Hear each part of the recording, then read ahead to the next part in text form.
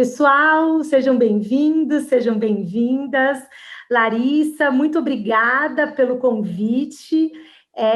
Vamos dar início, então, a esse meeting do canal Reabilitação Conectada. E hoje nós vamos conversar, então, com Larissa Viveiro. Ela é doutoranda do laboratório onde eu faço parte. E eu vou deixar para que ela mesma faça as apresentações e ela possa contar um pouquinho de como a pesquisa científica ela trouxe um direcionamento para a carreira profissional dela e também que ela nos conte todas as pedras no caminho que ela conseguiu transpor essas pedras no caminho, porque às vezes as pessoas elas acham que ou a pesquisa científica não é uma corredeira, ela pode ser um rio de pouco fluxo, ou ela acaba sendo uma cachoeira, tentando fazer aí um paralelo, mas muito obrigada mais uma vez aí pelo aceite de poder contar um pouquinho aí da sua trajetória e toda a palavra aí para você, Larissa. Obrigada, Érica. Eu estou muito feliz mesmo de você ter me convidado. E que honra na verdade, que responsabilidade, né? Ser a primeira convidada aqui no canal para a gente poder fazer esse meeting e conversar sobre todos esses assuntos. É sempre um prazer a gente poder conversar sobre oportunidades.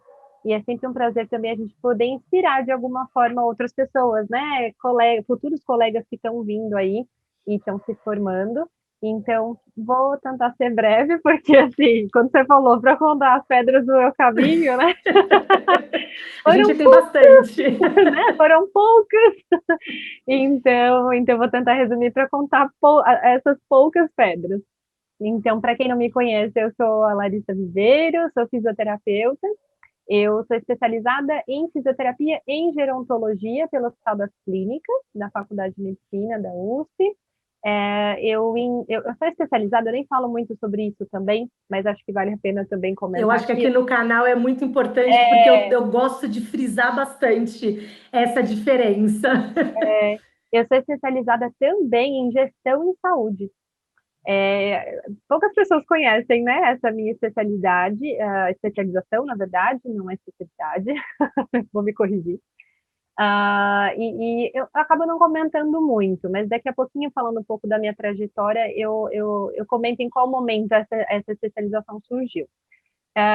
Eu faço parte do grupo, né, do mesmo laboratório que a Erika, do Laboratório de Estudos sobre Tecnologia, Funcionalidade e Envelhecimento, o LETEF, lá da Faculdade de Medicina da USP, onde eu comecei o meu mestrado em 2016 e fui transferida para um doutorado direto que eu faço até hoje e espero terminar o doutorado ainda este ano. Não, com certeza. É a minha esperança de 2021. A minha, não vou dizer esperança, né? Porque a gente não pode jogar para esse lado tão assim emocional, mas é o meu planejamento, se tudo Isso correr mesmo, bem. eu acho que a gente tem que levar duas coisas em paralelo: o que a gente deseja e o que a gente planeja, né? Então, E, quando a gente pensa numa carreira acadêmica, a gente tem todo um desejo de fazer, de conquistar, né, títulos, mas também a gente tem que fazer por onde? Porque para a uhum, gente poder finalizar, a gente tem que cumprir e, etapas, né, para que isso seja possível. isso, isso. E aí, agora, só resumindo bem toda a minha trajetória, né? O que eu fiz e deixei de fazer, o que eu estou fazendo agora, eu posso contar brevemente, assim, a minha história, por que que eu fiz tudo isso, por que que eu Sim, segui cada caminho. sim, eu acho que é importante, porque quando a gente às vezes sai da faculdade, a gente sai com um pensamento, mas eu sempre Uhum. falo que a vida, ela às vezes leva a gente para outros locais, né? Então, é importante você contar mesmo como que você trilhou um caminho e que às vezes você teve que mudar essa rota para você poder Sim. alcançar isso que você está colhendo hoje. Então vamos fazer, né? Quem é dos anos 90 senta que lá vem história, né? Fica um tirinho lá. Bom, então, não, mas eu vou, brincadeiras à parte, eu vou resumir bem. Então, assim, eu me formei em 2010 na São Camilo. Eu tive a rica oportunidade de ter sido aluna da Érica e nossos Ah, caminhos meu se Deus, ela vai falar. nossos caminhos se cruzaram depois, assim, uma gratificação imensa e poder chamar a Érica de colega e muito mais que colega, uma amiga, assim, uma grande amiga. Com Então, certeza. quando eu terminei a faculdade, na verdade, quando eu entrei, né, na faculdade, o meu pai ficava me cutucando. Meu pai, ele fez administração de empresas, mas sempre foi empreendedor. Porque eu digo isso porque ele sempre empreendeu de alguma forma. Então ele ficava sempre buzinando na minha cabeça. Tá fazendo fisioterapia? Você tem que seguir área de idoso. Vai atender idoso. E sempre falava assim pra mim: atende idoso é a profissão do futuro, porque o futuro vai ter muito idoso. Ele já ficava buzinando isso no meu ouvido. E não sei se eu me deixei levar ou não, mas fato é que nas disciplinas de geriatria eu me identificava, eu gostava. Então, eu já procurei o professor Paulo na época, E a gente ah, teve uma grande saudoso perda, professor né? Paulo, foi bem grande, assim, né? Mas ele era o coordenador do nosso curso e ele que dava todas as disciplinas e era o supervisor de estágio da parte de geriatria e me encantava o modo com que ele amava essa área. Eu acho que isso, né, professores são capazes de inspirar os alunos, e isso eu até me arrepio para falar, porque realmente ele foi um professor inesquecível para mim, é, não só porque ele foi o meu orientador, mas porque eu tinha um contato bem grande com ele, porque eu fazia muitas monitorias para conseguir desconto, porque a gente passou por uma situação financeira bastante difícil na época, então eu não consegui bolsas para pagar a faculdade, mas eu consegui dar monitorias. Então, teve uma época que eu dava de 3 a 4 monitorias, porque cada monitoria me dava 10% de desconto. Então, e ele sempre Olha, falava, olha, pessoal, tá vendo? de novo. Ó, tá vendo? Isso são outras dicas, porque às Sim, vezes a gente consegue descontos dentro da própria faculdade, porque não é fácil, entendeu? Às vezes a gente conseguir levar uma faculdade é muito oneroso, né? Então a gente é, tem que arrumar de alguma outra forma para a gente poder conseguir bancar. E as monitorias, elas podem contribuir não somente que eu falo, ó, para ela dar o desconto, mas também contribuir para fazer o seu currículo, não é? Porque sim, com sim, isso sim, você já foi fazendo o seu currículo em paralelo. sim. E eu aproveitava porque eu tinha que ensinar, ajudar, não ensinar, mas ajudar os alunos a estudarem, e eu estava estudando o dobro, né? Então, era bem interessante. E outra, todo mundo deixava para ir na monitoria, que agora eu não sei como está essa questão com a pandemia, mas todo mundo deixava para ir para a monitoria em época de prova. Então, eu conseguia fazer trabalho, eu conseguia estudar, eu conseguia adiantar um monte de coisa no horário da monitoria também. Então, fica a dica, né? O Fica a pessoal dica, isso era bem mesmo. sazonal. Era bem sazonal. Mas aí ele sempre falava em você de novo na monitoria, e não tinha muita concorrência, porque as pessoas não prestavam monitoria. É porque Então, às vezes as pessoas elas não têm esse conhecimento, ou elas isso, acham que a monitoria você tem que ser muito bom naquela disciplina. E na verdade, o que você tem que fazer é auxiliar os outros alunos, sim, porque você também é aluno, você tem que ser no né? mínimo interessado. É Isso isso. mesmo, comprometimento é o que eu sempre falo para os Isso. alunos. Se eles tiverem comprometimento, com certeza, ó, comprometimento, boa vontade, o não a gente já tem. Sim. Então, então vamos colocar as caras, né? E aí eu tinha esse relacionamento mais próximo com ele por conta dele ser o coordenador e eu ter que entregar, fazer relatórios por conta das monitorias. Ele foi meu orientador do TCC e ficou muito marcado, enfim, porque naquele ano a gente apresentava o TCC em novembro, se eu não me engano, e em outubro ele faleceu. Foi um professor, assim, espetacular. Para E não é quem porque ele faleceu é, que a gente está ressaltando, mas ele era diferente. Era é, ligado no 220, fazia muitas coisas, né? esse professor Paulo, ele foi um professor que ele era o professor da disciplina na época, na Universidade de São Camilo, aonde eu dei aula, onde a Larissa, né, fazia aula, e ele teve, assim, eu acho que foi um infarto fulminante Foi um AVC foi um hemorrágico. AVC hemorrágico, olha, foi um Ele AVC tinha um hemorrágico. aneurisma, AVC, enfim, e ele estava estudando na época tanatologia até, que é a ciência que estuda a morte, enfim. sim, E ele era um cara assim que acordava, sei lá, super cedo para fazer atividade física todos os dias. ele super cuidava do envelhecimento dele, e teve um dia que ele passou mal em casa, sentiu uma dor de cabeça muito forte. Quando ele deu entrada no hospital, já tinham constatado, e a extensão da hemorragia era muito grande. Ele ainda conseguiu falar com a ex-mulher, com as filhas, ele conseguiu se despedir, e o que me marcou, nossa, parece que eu estou tendo um flash, assim, agora, me marcou muito porque ele era muito organizado, e aí ele chamou, acho que era o irmão dele, acho que era um irmão, chamou o irmão dele e entregou, acho que pediu, ó, vai no meu apartamento, tal lugar, tal, não sei o que, tem uma pasta, e entrega para as minhas alunas, para as minhas orientandas, toda a questão, assim, sabe? Ele listou tudo, horas, minutos antes de realmente ele entrar em coma, né? Ele assim, foi questão de horas até decretarem a morte cerebral dele, mas ele lembrou de cada uma de nós e Que coisa, né? passou para o irmão dele, estava tudo organizado na casa dele, então, enfim, me marcou bastante. E as aulas dele eram muito diferenciadas, né? A gente teve vivência prática com os idosos dentro da São Camilo, né? Os idosos foram até lá, minha avó foi, né? Cada um dos alunos levou um avô, uma avó, para a gente poder aplicar uns testes, né? Então, eu já estava na minha cabeça sobre isso. O meu TCC ele foi voltado para a humanização no atendimento em instituições de longa permanência para idosos.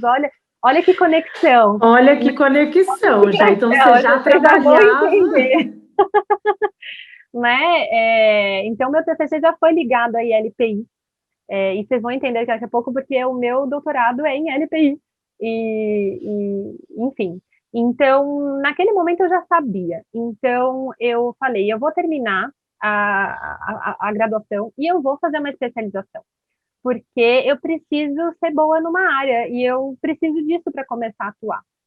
Não que eu fiquei parada, assim que eu terminei a graduação, eu não me sentia fisioterapeuta, eu me sentia, mas eu escolhi uma especialidade para seguir essa especialidade.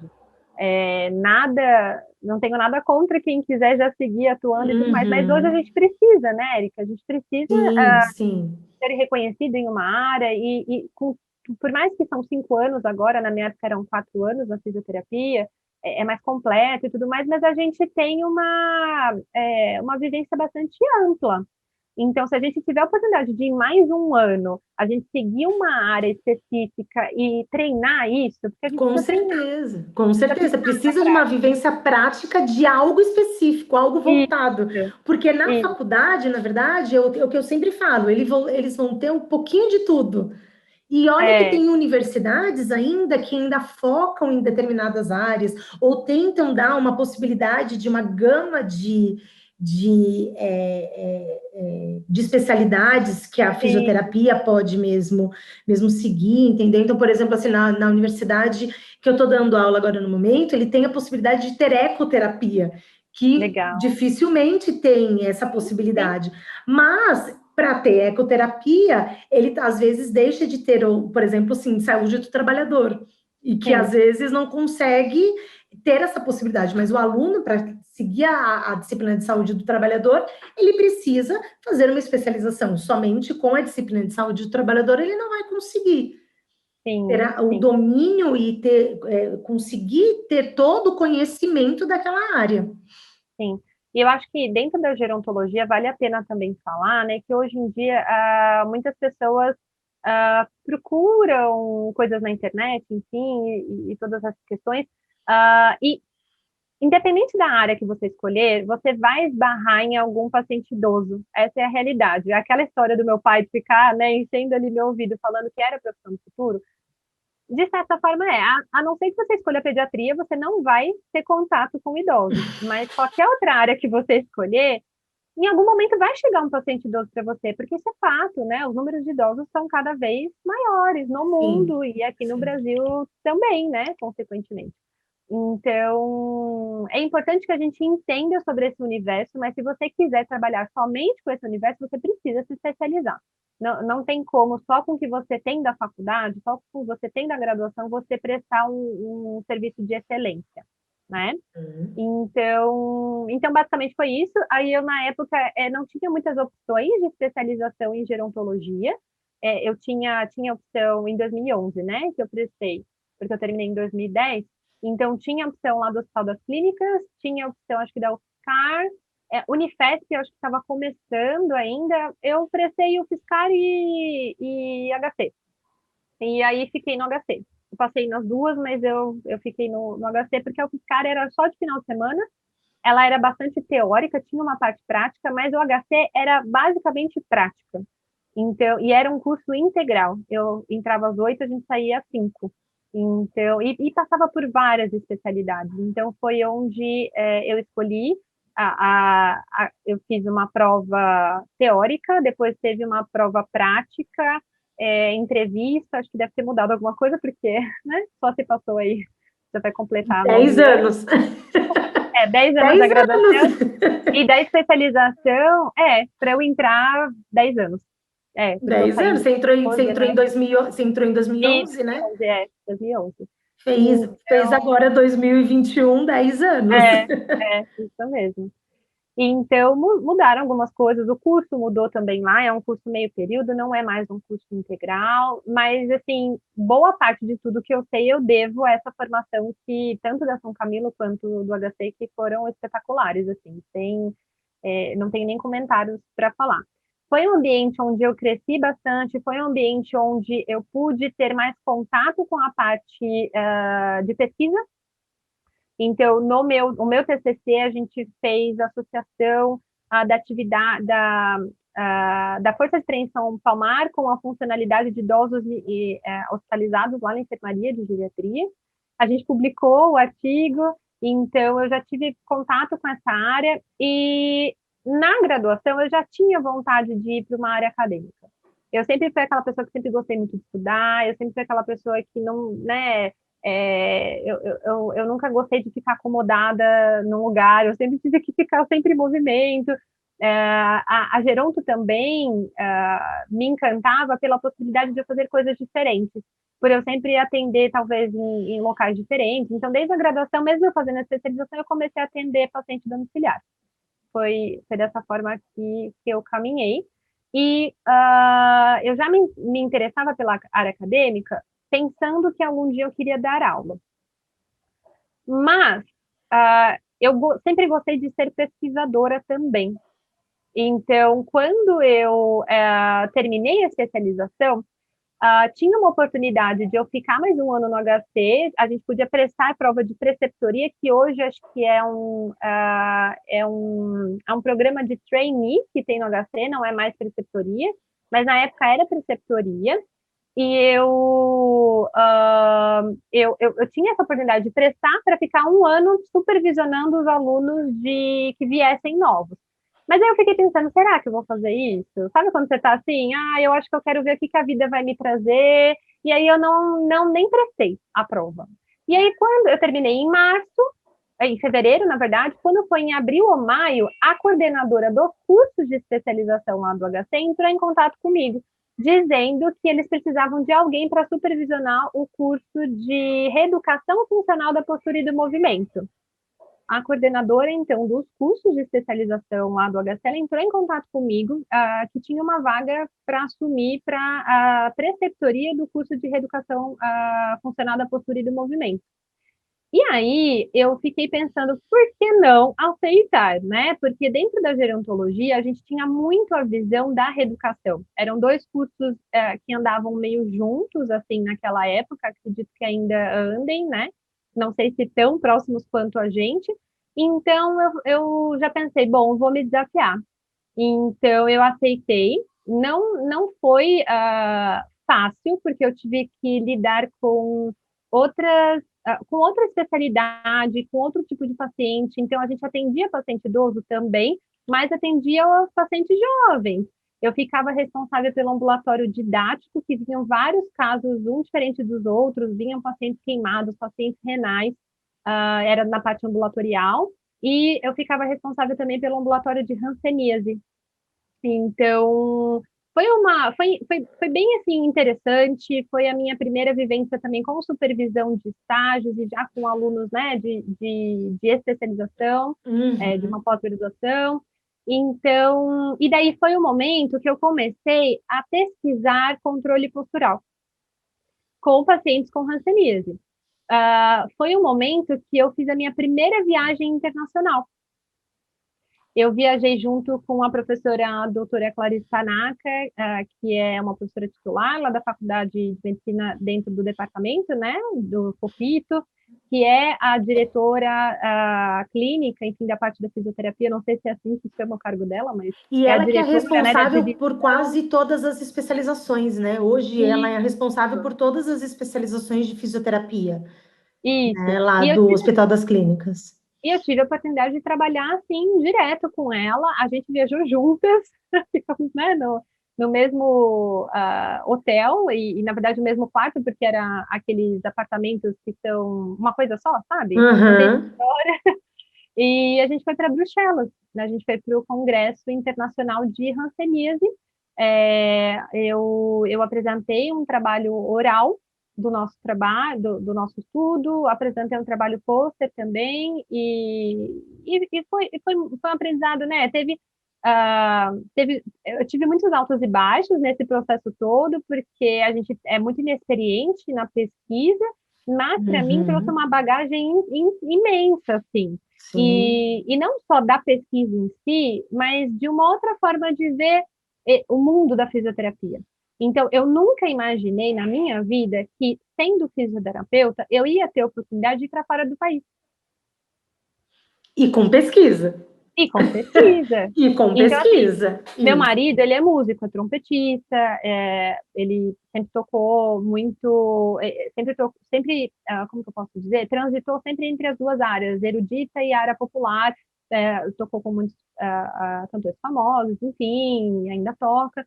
E eu sempre imaginei que se eu tivesse qualquer oportunidade, né, de ir para fora do país, que ia ser por conta dele. Nunca por mim. E quando eu fui para Bruxelas, eu falei, meu Deus do céu, olha isso! E foi em 2013. Você Então, então, tinha poucos anos de formada, 3 anos. sim, 3 anos de 3 anos de formada. formada. Eu devia ter 24 anos, né? Eu nem sei se estou fazendo a conta certa, mas por aí. Então, você pensa. E E foi só uma, foi, assim, e só foi possível você ir porque você fez a especialização, e da especialização porque você foi para um congresso científico. isso, Então, isso. trilhando esse caminho que foi possível você ir, né, Então, são para muitas fora. oportunidades, né?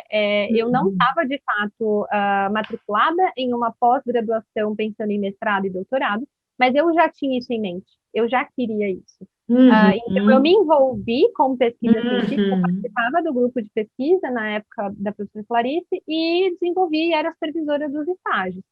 E aí eu voltei de lá muito encantada. Depois que terminou o congresso, ela foi visitar até uma das filhas dela, e aí eu falei, meu Deus, eu tô do lado da França. Era o meu sonho conhecer Paris. Minha mãe, até quando ela me ouve contar isso, ela fala, meu Deus, nunca soube que você queria conhecer Paris.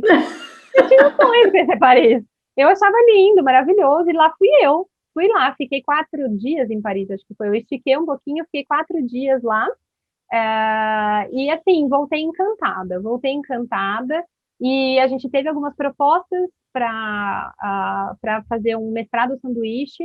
Naquela época, a professora Clarice ela comentou de eu voltar já a fazer o meu teste de inglês, de proficiência em inglês, e já matricular. Vamos matricular logo, tal.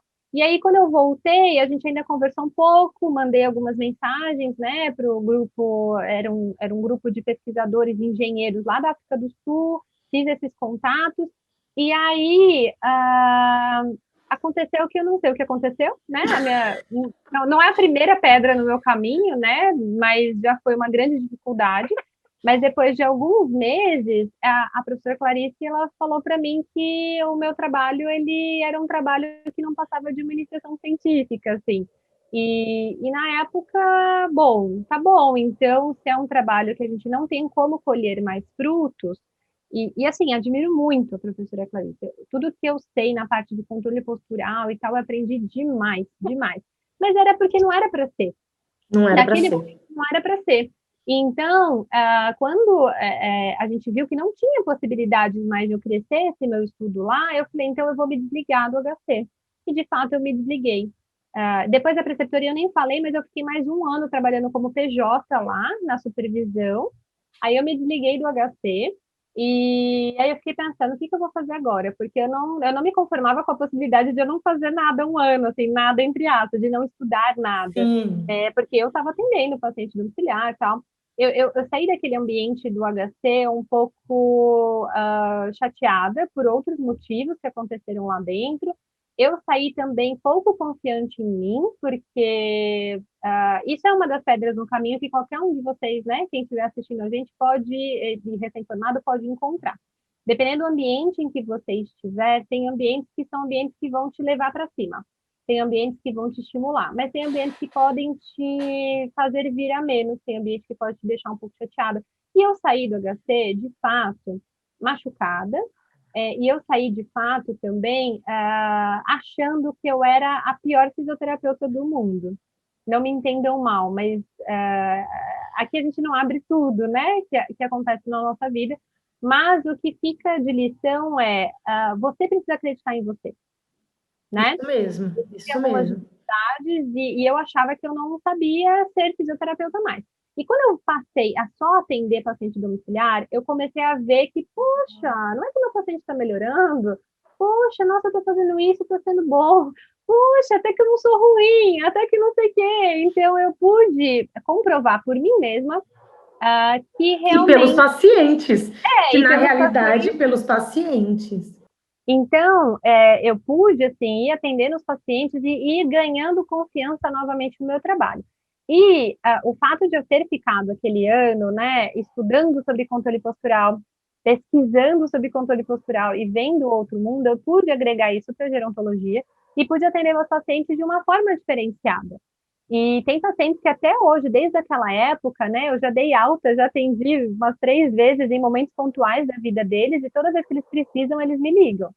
É bem interessante, né? E depois disso, nesse meio tempo, eu fui fazer essa outra pós de gestão em saúde, lá no Senac. E eu fiz pensando que eu falei, vou ser empreendedora.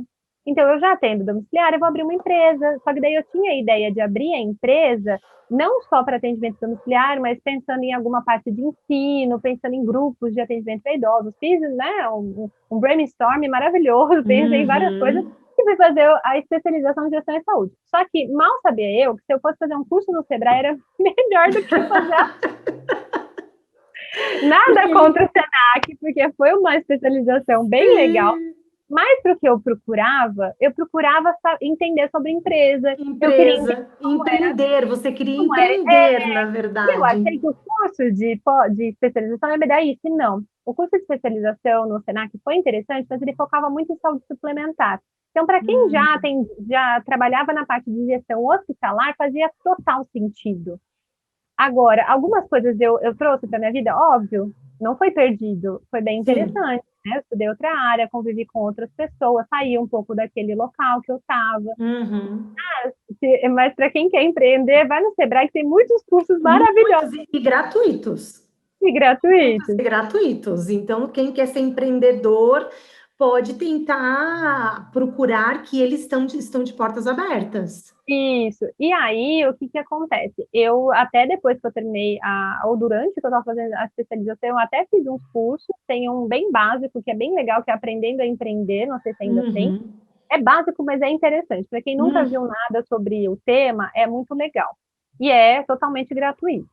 E aí, conversando com uma... Eu gosto de um deles que chama precificação. Ah, legal. Porque às vezes a gente não sabe colocar preço quando a gente é prestadora de Sim, serviço. sim. Então, a gente não consegue colocar o preço do que a gente vai fazer. Então, eles conseguem ensinar cálculos de como colocar preço. Então, é um curso de precificação. E aí, nessa mesma época que eu fiz a especialização, eu trabalhei por um ano em uma clínica, lá na Vila Madalena. Uma clínica que chama Vitalidade Integrada, da Maria Fernanda Jacob, da Marcela Jacob. Elas são irmãs e são sócias, então uma fisioterapeuta e uma psico. E, nossa, fantásticas, assim. Eu conheci as duas por meio de uma outra físio, que foi aluna quando eu era supervisora na reeducação, né, funcional da postura do movimento, e aí eu trabalhei um ano lá. E aí eu estava almoçando com essa minha colega, E aí eu pensei, não, olha, eu não quero desistir da ideia de ir para a área acadêmica. E naquela mesma época, o professor Pompeu entrou na Faculdade de Medicina, ele tinha acabado de prestar o concurso dele, foi em 2015, né? Final de 2015, acho que foi. E aí ela falou, nossa, o Pompeu, que a gente teve aula com ele, né, na graduação, o Uhum. Pompeu entrou na USP. Nossa, verdade, eu sabia dessa informação, mas sabe quando você. Porque o Pompeu, ele sempre. Ele é especialista em neuro, né? Sempre direcionou muito a Isso, carreira dele isso. para neuro, e daí na minha cabeça eu não estava ligando com a Geronto. Mas a vaga que ele tinha entrado era de geronto. Isso mesmo. Nossa, o Pompeu. E aí eu tinha o e-mail dele, mandei e-mail. Professor Pompeu, aqui é a Larissa, não sei se você vai lembrar de mim, babá, me formei tal ano, tal, eu queria ver algumas possibilidades, me interesso pela área acadêmica, tal. E ele respondeu super rápido e falou, olha, essa semana a gente vai ter reunião tal dia, tal horário, você pode ir? Eu tô lá. E fui. E aí, desde então, eu entrei, foi início de 2016, ou final de 2015 mesmo, na verdade, final de 2015, né, que eu fui para a primeira reunião. E aí eu já comecei a planejar, já comecei a montar projetos, já comecei a conversar com ele sobre várias oportunidades, várias, né, possibilidades. E a primeira possibilidade que eu tive foi fazer um projeto dentro do HC, dentro da enfermaria do HC. Falei, meu Deus do céu, né? Aí a pessoa ficou só um pouco ansiosa, preocupada. Eu falei, não, mas é em outro cenário, de outra forma, e aí vamos. Acabou que o projeto foi aprovado logo de cara pelo comitê, estava tudo correndo bem, eu fiz treinamento com o pessoal da enfermagem e tal, até que a gente descobriu com a enfermagem que tinha outro grupo de pesquisa trabalhando algo parecido e poderia ter conflitos, enfim, e aí não foi Foi, dessa vez foi outras outra. pedras no caminho. E assim, quando você já está treinada para isso acontecer, até que tudo bem, assim, eu nem fiquei revoltada, mas nem fiquei brava, nem nada, foi um alívio até. Eu falei, bom, vou estudar sobre outra coisa. E aí, nessa mesma época, surgiu a oportunidade de a gente adaptar o que a gente ia fazer na enfermaria para ILPI. Uma médica entrou em contato com a gente, que era parceira do grupo, e falou, olha, a gente quer desenvolver alguma coisa nessa casa, e aí fomos. Aí eu fiz a visita em janeiro de 2016, junto com o Pompeu lá nessa instituição. A gente foi planejando tudo, fiz algumas reuniões e tal. Até que em outubro de 2016 eu fui matriculada e comecei as coletas de dados do meu trabalho. Então, pode parecer que demorou, tal, mas foi tudo muito bem construído, assim. Hoje, quando eu enxergo tudo que eu passei dentro do HC e talvez eu quis me revoltar porque uma coisa não saiu como eu tinha planejado, as coisas elas trilharam o caminho que tinham que trilhar. Eu sempre amei Geronto, eu escolhi seguir Geronto e eu ia fazer um mestrado fora do Geronto. Para Isso. mim, né, não só por uma ansiedade que era uma oportunidade, tudo bem, oportunidades vêm, a gente tem que saber aproveitar as Sim. oportunidades, mas naquele momento não era o momento para mim. Eu sou outra Larissa, eu era uma Larissa imatura, tanto cientificamente quanto profissionalmente, então eu precisei do meu momento de eu me redescobrir como profissional sozinha também, né, sem ter outras pessoas envolvidas, né, sem ter E você que precisou, me na reforçar verdade, um pouco da muito. prática também. O que eu falo bastante disso é que, porque às vezes você pode até ir, porque é que por mais que você tenha passado na especialização, você teve a oportunidade depois também de ter continuado, mas muitas vezes você não tava, tinha a vivência da prática. E isso Sim, faz toda a diferença quando você entra, por exemplo, para uma área acadêmica. E total, também na parte de pesquisa, porque você sim, consegue também ter uma visão do pesquisador, levar o que aquilo vai chegar na ponta final, que é o sim, seu paciente. Porque às vezes você não tem que fazer um ambiente só controlado de pesquisa, você também tem que fazer um ambiente que vai chegar na sua ponta final, que é o que vai sim, chegar de melhora para ele. E isso é o que sim, faz diferença dos trabalhos científicos, total. E aí né? foram muitas assim oportunidades aí em 2017 eu já fui para outro congresso internacional, viajei junto com a nossa colega Jéssica Baixa, a gente foi lá para o IAGG, ou IAGG, para ser mais chique, o Congresso Internacional de Geriatria e Gerontologia em São Francisco. A gente passou uns perrengues por lá também, mas deu tudo certo. E tive a oportunidade também, o ano passado, já de ir para Geneva, né? Que a gente foi no Aí a gente já foi WCT. juntas, isso.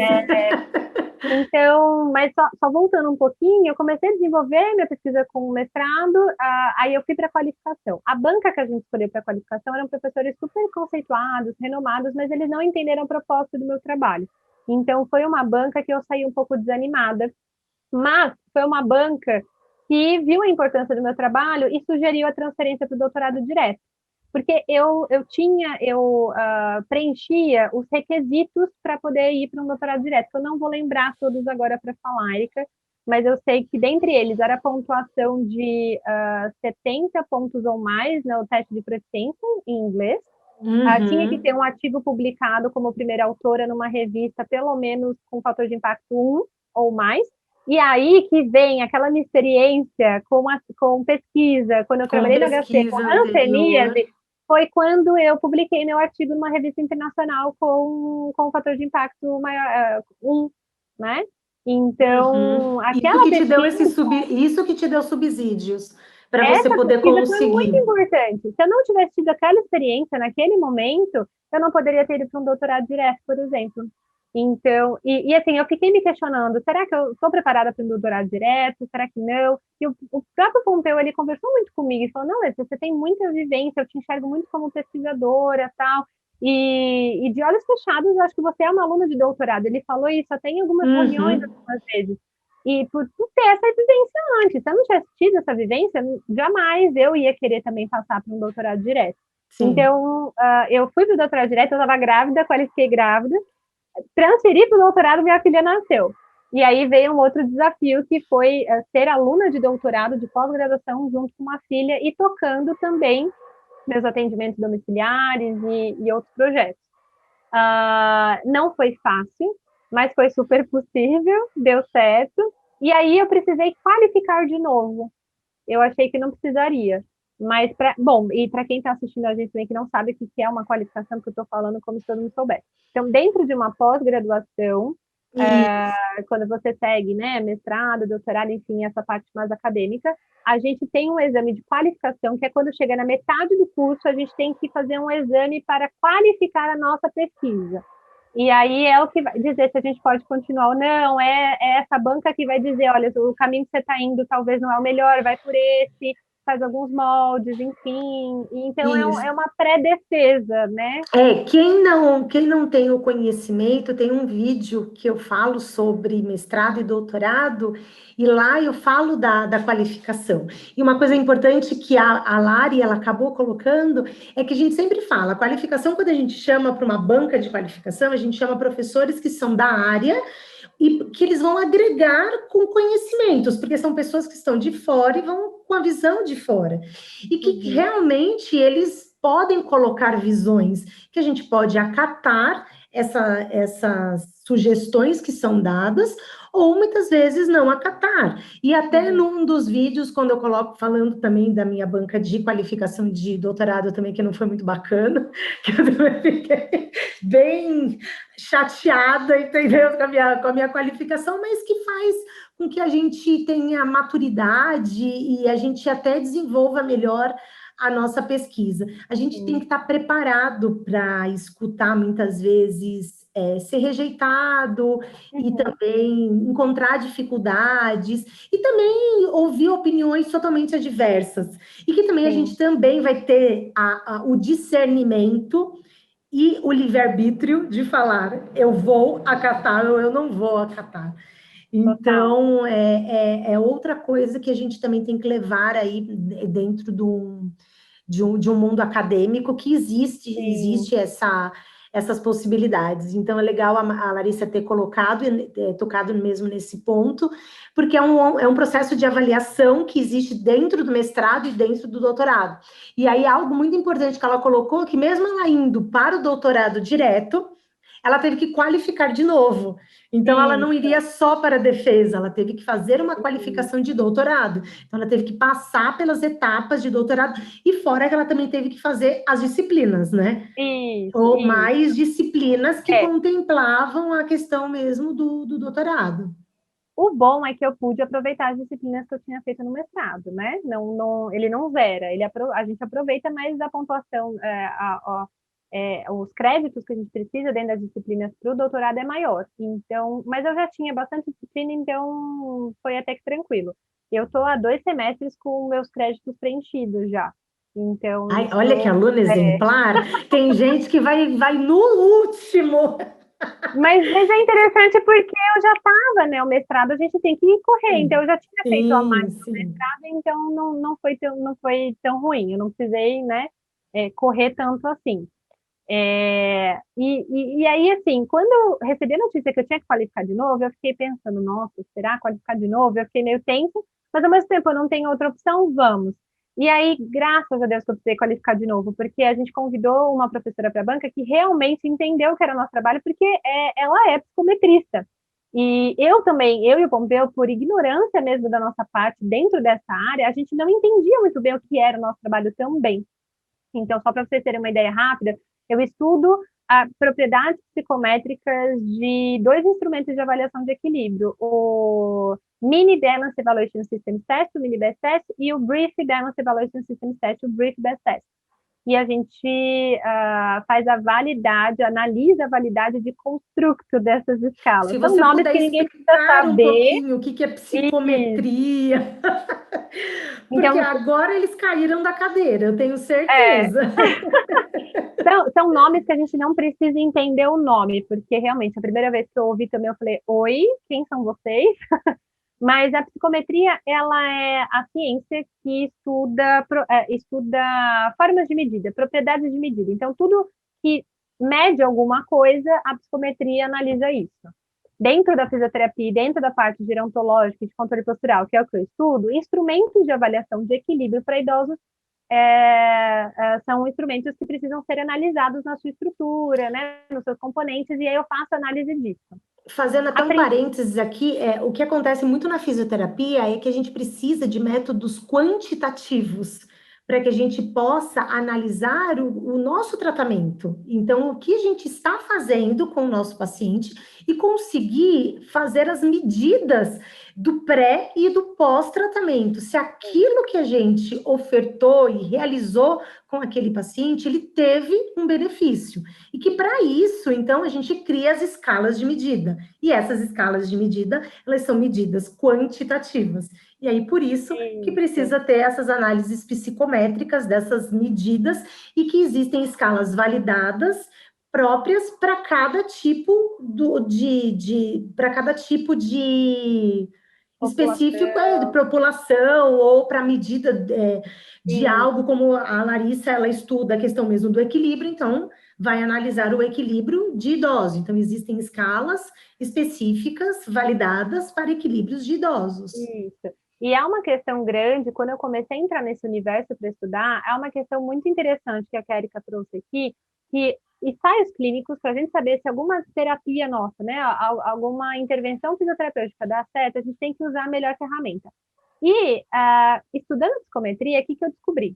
A gente sempre fala, né, escala X é validada, escala Y é validada. E esse nome, a gente, psicometricamente falando, a gente nem usa. A gente usa se tem evidência de validade ou não. Isso. São vários tipos de validades que existem. E, assim, nós clínicos, e eu falo por mim, a gente não tem essa base, né, Érica? A gente acaba não tendo muito essa base da psicometria. E eu arrisco dizer, muitas pessoas não têm, porque eu e Sim, Lorena, não tem, não eu e o professor tem. Pompeu, a gente foi replicar metodologia de outros pesquisadores, e basicamente é isso que acontece. A gente Hoje vai já fazer, na tem verdade, a gente faz prática baseada em evidência. Então, a gente vê o que realmente está acontecendo e vai tentar replicar, né? isso. Só que daí dentro da psicometria não é muito bem assim. Existe uma metodologia que a gente tem que seguir. Existe começo, meio e fim. Tem a ordem dos fatores, ela altera o Ai, que produto. bacana. E dentro da psicometria, o que a gente mais vê, quando, sei lá, a gente quer saber se o mini best test ele é validado para idosos, né, brasileiros, a gente vai lá e procura validação mini best test idosos brasileiros. Se o artigo tiver no título, validação do instrumento X, ou validade, não importa qual validade do instrumento Y, a gente sempre fala, é validado. E isso, clinicamente, eu sempre fiz. Eu precisava achar uma escala validada, eu fazia isso. E isso é um pouco equivocado dentro dessa área. Então, tem sido fantástico estudar sobre isso, porque dentro dos 5 tipos de validade que a gente tem, que nem é esse assunto, enfim, mas só para fazer esse parêntese, dentro desses 5 tipos de validade que a gente tem, tem uma validade, que é a validade de construto, que é a validade de estrutura, que é quando a gente analisa se o instrumento ele é capaz de medir o que ele se propõe a medir em uma determinada população.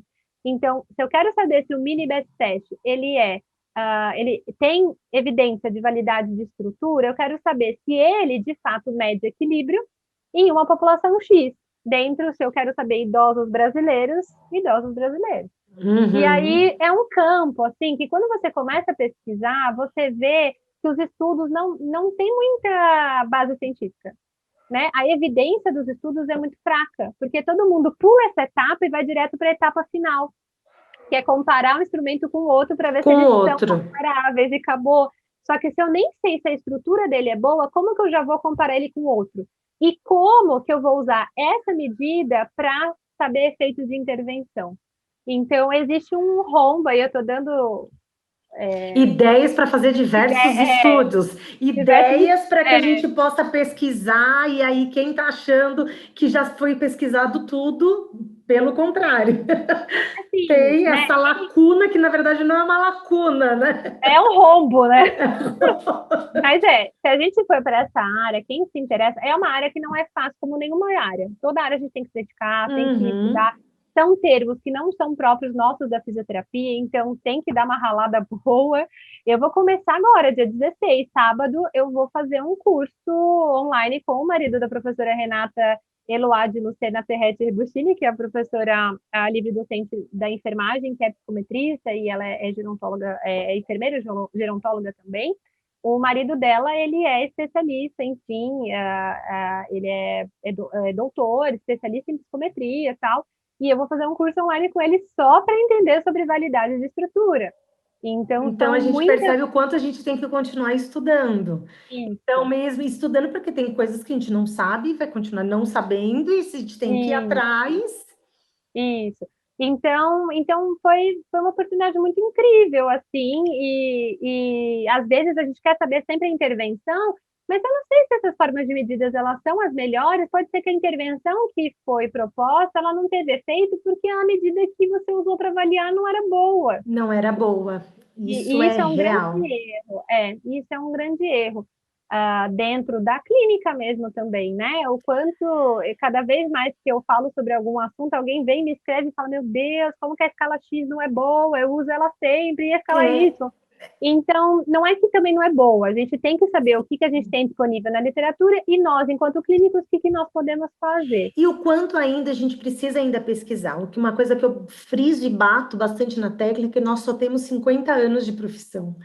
Sim. E que desses 50 anos de profissão, eu me arrisco a dizer que aí a gente tem aí 25 anos de forte pesquisa científica, que antes ainda era muito empirismo. E Sim. que ainda precisa de muitas pesquisas científicas e muitos métodos serem realmente validados e pesquisados, e novas escalas serem realmente validadas e pesquisadas, e que só a nossa profissão só realmente vai ser reconhecida, e a gente só vai ter crescimento, não somente como profissional, como pessoa, mas como classe profissional, se a gente levar a pesquisa científica aí como nosso legado. Se a gente ainda tiver na nossa cabeça que nós somos meros técnicos saindo da faculdade e a gente vai executar técnicas, porque o que mais me incomoda de ver na formação dos alunos fisioterapeutas é essa formação de que parece que você está formando técnicos, e você não está formando técnicos, você está formando indivíduos que têm que levar o legado da fisioterapia para a área de pesquisa científica. Porque se não levar para a área de pesquisa científica, olha a lacuna que a gente está aí, esse rombo aí muito grande, mas porque a gente só tem o quê? 25 anos aí de pesquisa científica consistente, se for comparado com a área da medicina, se a gente for comparado com a área da enfermagem, se a gente for comparado com a área da biologia, por isso que eles estão a anos-luz da gente. Porque sim. eles têm muito, ele tem porque pesquisas de forma substanciais, então são pesquisas bem robustas. As nossas ainda não são. Então, E apesar, cabe a gente levar isso, né? e Cabe a gente apesar levar esse legado. de ter muita pesquisa também, tem muita pesquisa ruim também, né? Ruim também, isso. Ruim, então é, é muito importante, né? Estar na pesquisa é muito importante. Então, hoje, assim, eu vejo que a minha trajetória, eu poder ter sido uma fisioterapeuta clínica, que começou a dar os primeiros passos na pesquisa e hoje, né, terminando, né, o doutorado, eu consigo agregar essas duas áreas. Então, hoje, para o meu atendimento como paciente, eu consigo ter uma outra visão do que eu tinha antes. E sendo pesquisadora, eu enxergo muitas possibilidades e não só a possibilidade de dar aula, por exemplo, em faculdade. Isso mesmo. Porque eu acho que assim é esse horizonte que a gente tem que abrir mesmo, entendeu? Que você fazer, seguir carreira de pesquisa científica é abrir horizontes, é que dão Sim, oportunidades. O que eu sempre sim, falo, o estudo, ele não tem como não dar certo. Você ter estudo e você ter conhecimento, não tem como não dar certo. Então, sim, é algo que eu falo, ninguém te tira. sim, Então, é sim. algo que eu bato muito na tecla isso para os alunos. Eu falo assim, pode estudar, eles podem tirar tudo de você, mas o seu conhecimento ninguém vai te Não. tirar. Então, estudem, continue estudando. E ainda pergunta, quantos anos você tem? Você tem isso, mas você ainda está estudando? Ah, ainda estou estudando. Sempre, E a gente vai morrer você? estudando. A gente vai morrer estudando. É, Escolheu a área da fisioterapia? Bem-vindo ao clube de querer sim, continuar estudando e tentar levar sim. mesmo esse legado. Porque se a gente estacionar, né? Se você não estudar, você estacionou. Você vai ficar fazendo o que, né?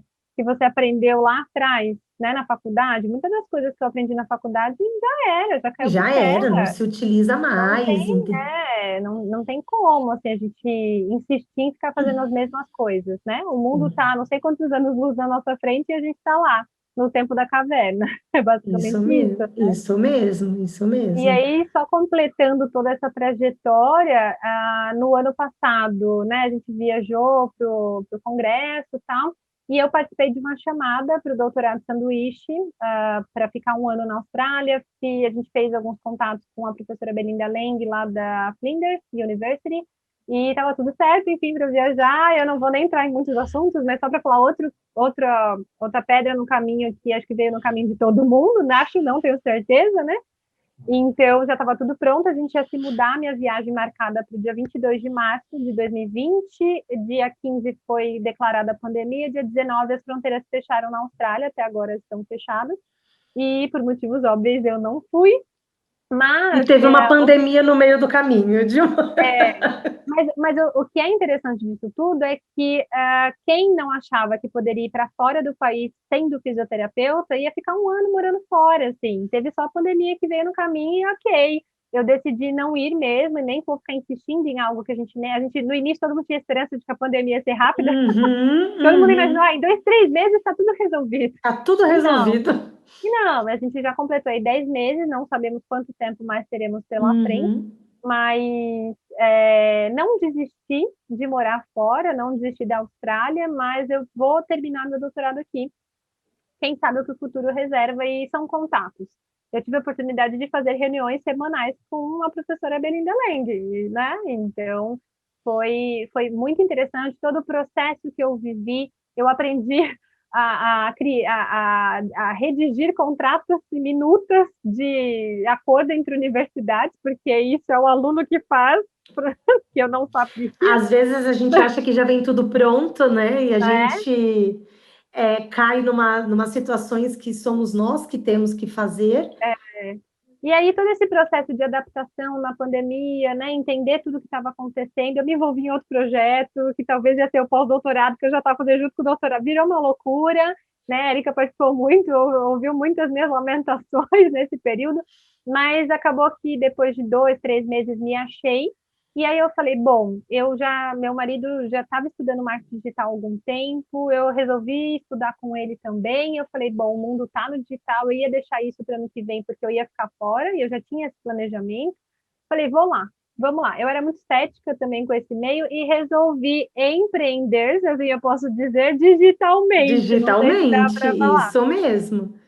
E aí, de fisioterapeuta especializada em geronto, em gestão e também empresária, que eu não gosto de falar isso, mas que tem uma empresa, então quem tem empresa, né, É porque não as tem outro pessoas acham nome. que empresária você é chique, entendeu? Você só Não é, manda. gente, é perrengue, é muito perrengue. É muito Então, tem perrengue.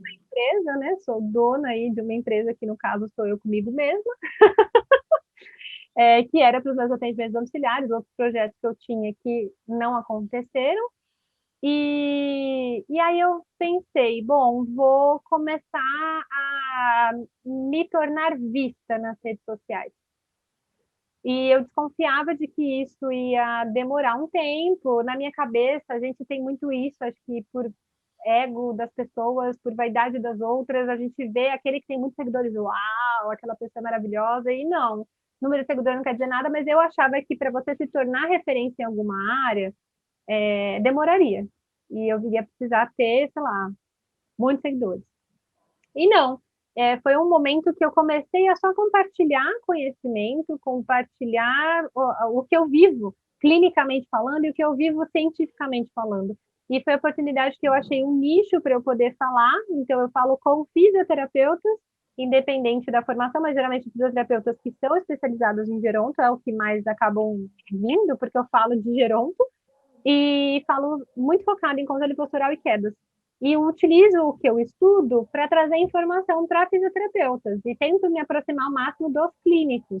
Né? As pessoas que acabam me seguindo são poucas as pessoas que estão na área de pesquisa, mas que aproveitam as informações que eu trago para esse canal, né? Que, na verdade eu tenho até um canal no YouTube também, mas para Então ser fale o mexer. nome, Lari. Então, ó, começa a fazer propaganda. Pessoal, É, olha, comecem a seguir a Larissa, porque eu sempre falo, sigam pessoas e consumam conteúdos de qualidade. Se o seu público está sendo um público de clínicos, são pessoas que estão consumindo, então, conteúdos de qualidade, que isso que é o mais importante. e essa que é a ideia. Eu comecei de forma despretensiosa, assim, para compartilhar mesmo conhecimento. Então, bom, meu canal no YouTube aqui é o Doutora Larissa Viveiro, traço fisioterapia, acho que é isso. E o canal no Instagram é @doutora Larissa Viveiro.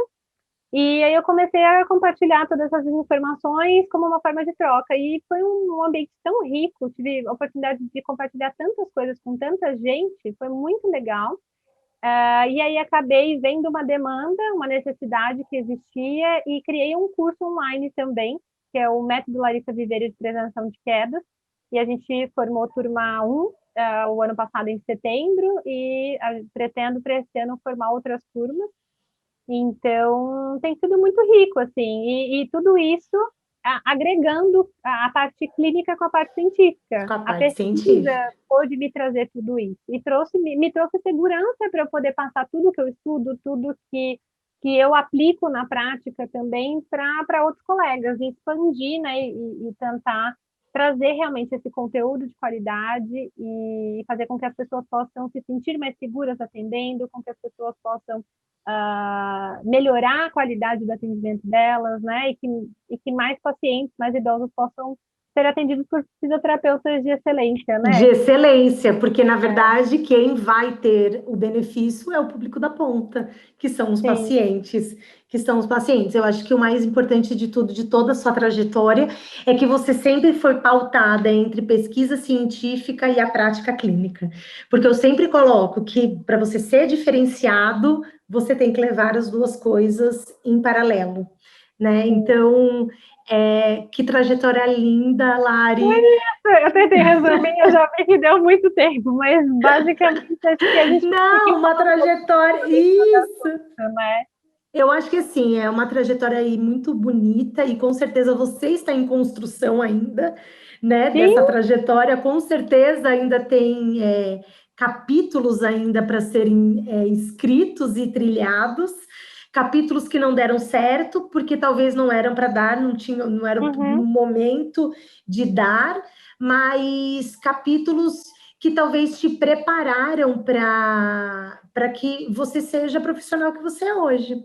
Eu acho que o mais importante é ver não somente o seu êxito profissional, mas também toda a sua maturidade de poder ter observado e aprendido com tudo isso, né? A gente sabe que não é fácil a gente contar essa história quando a gente fala do passado, parece que é tudo muito bonito, muito, muito tranquilo. E parece que foi tudo muito fácil, né? Tudo muito fácil, a gente sabe o quanto não é fácil, entendeu? E quantas dificuldades que a gente acaba mesmo vivendo, mas em todas as áreas a gente tem isso. Sim. Mas uma coisa que eu quero frisar e bater muito na tecla é mostrar que se a gente não levar a nossa carreira como não só como profissional, como pessoa, mas a fisioterapia em si, a gente não tentar trazer essa parte da pesquisa científica para a nossa área, a gente vai estar ficando sempre para trás das outras áreas.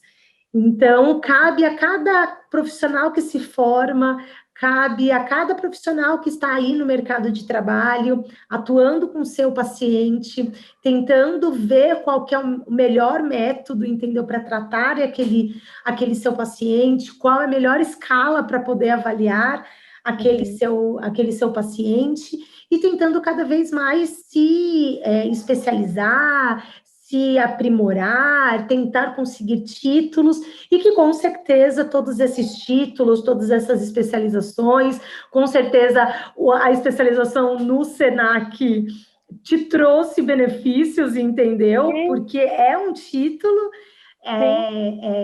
ela te traz o conhecimento, mas também te traz a titulação para você poder colocar mesmo no seu currículo, e com certeza te traz toda a maturidade para você poder chegar até aqui.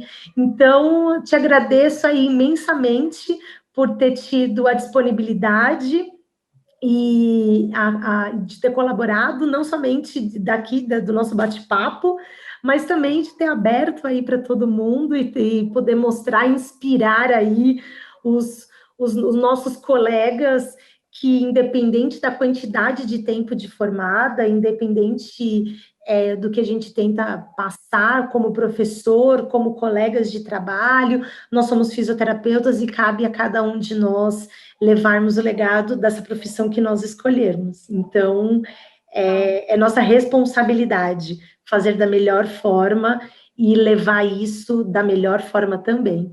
Larissa, muito obrigada. Eu que agradeço, Érica, eu que agradeço, e acho que a mensagem principal é essa, né, que a gente possa, se a gente conseguir inspirar pelo menos um pouquinho, né, todos vocês que estão acompanhando, a gente já vai ficar feliz, e o mais importante, assim, sejam colegas, né, eu sempre falo isso, se apoiem, tenham em vocês, né, já construam essa amizade e esse coleguismo desde dessa fase de formação e levem para a vida. Levem para a vida, porque você trabalhando com outras pessoas e fazendo parcerias e você sempre estando por perto, isso faz diferença do que a gente caminhar sozinho também. Eu tive colegas e amigos assim maravilhosos, você faz parte, com certeza, né, dessas pessoas e a gente consegue crescer, né? Quando a gente está perto de pessoas que te estimulam, te colocam para cima, você cresce. Com certeza. E o ambiente deixa de ser tóxico, né? Não, com certeza. E é gostoso você estar perto de pessoas que você fala, nossa, olha aquela pessoa, olha como que ela como ela é inteligente, olha como que ela produz, olha como que ela faz isso que ela tentar levar as pessoas para cima, né? Isso que eu sou muito grata, porque nosso grupo é muito assim, né? A gente é aquele grupo que sempre se coloca para cima. É aquele grupo que está à disposição, né, um dos outros. Então, eu tenho muita sorte, ou, né, quem vai para um lado mais religioso, eu sou muito abençoada por ter pessoas ao meu redor que são pessoas como eu também, que eu sou assim, eu gosto de ser assim, e as pessoas que estão ao meu redor também são assim. São assim. Atrai, né? A gente atrai pessoas desse jeito. E às vezes as coisas não dão certo em determinados lugares, porque não era para a gente estar, porque essas pessoas não vão atrair, elas repelem. Então é por isso que a gente acaba saindo mesmo daquele local. Então, isso que a gente tem que deixar aqui como recado mesmo para todo mundo. Mais uma vez, muito obrigada. Eu que agradeço, E esperem os próximos meetings que teremos outras histórias aí inspiradoras, de perrengues, de pedras no caminho, mas que com certeza a pesquisa científica ela é muito gratificante e ela só vai trazer benefícios aí para a carreira profissional aí de todos nós fisioterapeutas. Até a próxima. Até, obrigada, Érica.